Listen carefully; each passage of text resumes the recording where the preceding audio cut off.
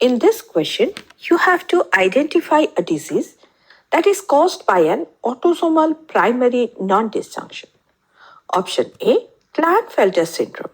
It is incorrect because Klinefelter syndrome is caused by a sex chromosome aneuploidy, that is XXY, and that results from non-disjunction of sex chromosomes and not autosomes. Option B, Turner syndrome. It is also incorrect because Turner syndrome is caused by a monosomy of X chromosome. That is, one X chromosome is absent, resulting in 45, the chromosome number. And this also results from non-disjunction of X chromosomes and not autosomes. Option C, sickle cell anemia.